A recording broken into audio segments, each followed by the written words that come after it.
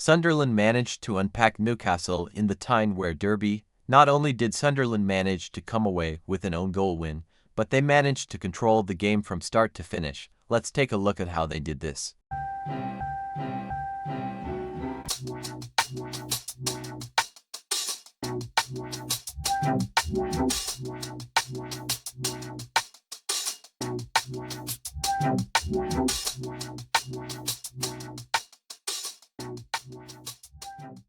Sunderland being the red and Newcastle being the navy blue. To understand how exactly Newcastle looked completely off their game in this derby, we first have to look at how Sunderland looked to execute their game plan. In this game, Sunderland approached the game in a back 4-4-1-1 shape that would during build-up look to build in a back 2-4 shape. However, both fullbacks Reynaldo Mondabe and Nordi Mukil would look to be extremely aggressive in this game. This meant that they would push up for the most part and we would then see Sunderland having 4 players deep. This was however not too much of a problem as Newcastle were not looking to press high in this game. This was the first tactical error that let down Newcastle in this game.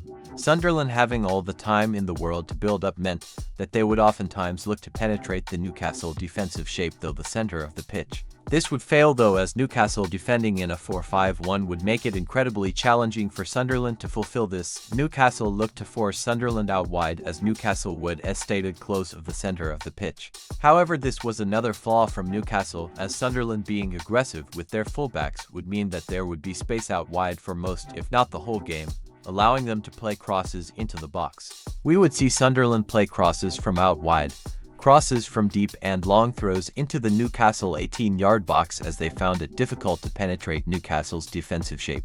This is how the own goal from Woltemade came about. Not only were Sunderland good offensively, but their defensive endeavor was nothing short of brilliant. But first, to get the full picture of this, we need to understand how Newcastle approached this game. They set up in a 4-3-3 formation. For the most part, we would not see Newcastle be given an opportunity to build up as Sunderland were incredible at executing their press. When Sunderland would sit off, we would then see Newcastle looking to build up in a back 3-3 shape or a 3-4 shape. One of the forward players would drop in order to assist during build-up at times. And this did work for the most part as Sunderland were able to win the ball back on multiple occasions in this area of the pitch.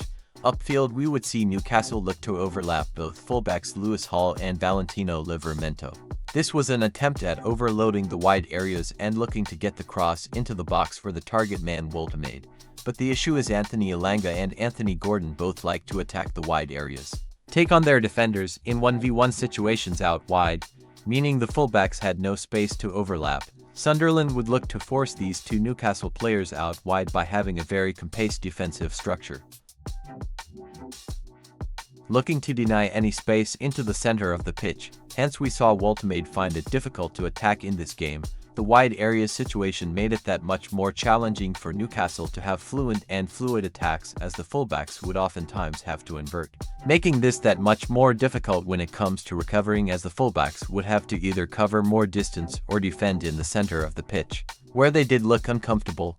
What Newcastle lacked in this game was athleticism in the center of the pitch as mobility was a big problem for Newcastle.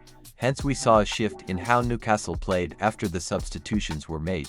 Bruno Guimaraes was a better and more mobile player when he played as the pivot after the substitutions. He would in the first half be caught upfield when Newcastle were caught on the transition, meaning his athleticism would not really aid Newcastle when they were faced with the transition.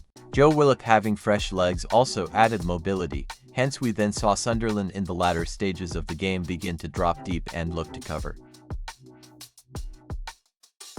Sunderland were able to well adapt to the Newcastle defensive substitutions. Newcastle then subbed off Woltemade for Johan Wissa. This took away Newcastle's target man threat upfield as Johan Wissa is more of a false 9 than a target man, which sealed Newcastle's fate. Sunderland were able to well adapt in this game. Not only this, but they were able to also well orchestrate their game plan from the first minute, which then overwhelmed Newcastle and led to them ultimately winning the game. Newcastle, on the other hand, could not cope with Sunderland in this game for the most part, tactically adapting late leading to their demise. Final score: Sunderland 1, Newcastle 0.